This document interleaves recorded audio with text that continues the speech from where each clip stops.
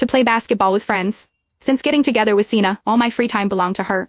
I accompanied her everywhere, took care of her, and had no time left for myself. That wouldn't be the case anymore. I needed to live for myself now. After an exhilarating game with my friends, we sat on the benches by the court, drinking water. My friends joked, "We thought you'd forgotten about us since you got a girlfriend. You were about to stop inviting you out." I apologized and promised, "I'm sorry guys. It won't happen again. Count me in for any future plans." That's more like it. Come on, let's go to the internet cafe and play some games. When I was with Sina, I couldn't fit into her Instagram world, but I had slowly distanced myself from my own friends for her sake. I revolved my life around her, prioritizing her above all else. Looking back, I realized how foolish I had been. When I got home, it was almost midnight. I opened the bedroom door to find Sina sitting on the bed. She frowned and said, "Ezra, why are you back so late? I had to order takeout for lunch and dinner." It was awful. I opened the closet to get some clean clothes. I ate at restaurants today too. The food was pretty good, not worse than home minus cooked meals. Sina stared at me in surprise.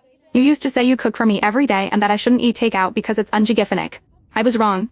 Living in this society, if you can't cook, you have to get used to takeout food. A flash of anger crossed Sina's eyes. "You say you're not angry, but you've been out all day without a single call or message and you didn't come home to cook for me." I replied calmly, "I'm not angry. I was just hanging out with friends. My phone died so I couldn't call." Seeing my attitude, Sina suddenly threw off the covers and got out of bed angrily. She grabbed me as I was about to leave, her voice shrill. "Can't you be more understanding? I've told you we're just like siblings. What are you still upset about?" "Ezra, my patience has limits." I shook off her hand. "I'm really not upset. I'm tired. I'll sleep in the guest room tonight." With that, I took my clothes and went to the bathroom to shower, ignoring Sina's calls from inside the bedroom. That night, I slept soundly for the first time in a long while. Sina was a restless sleeper, kicking off the covers several times a night. When we slept together, I never got a full night's rest, having to get up multiple times to cover her.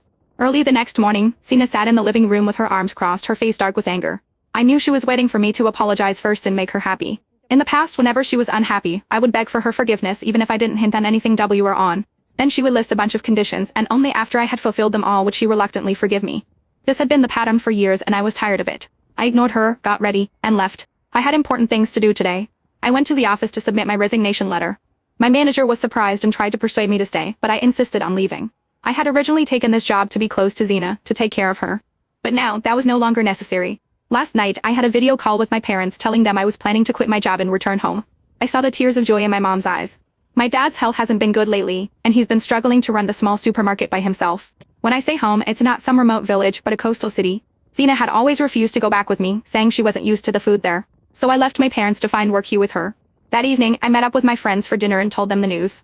They all agreed that going back was the right decision, as my parents' health was more important. After a few drinks, someone suddenly asked, "What about Sina? Is she willing to go back with you now?" I was silent for a moment, then smiled bitterly. "No, we'll probably break up."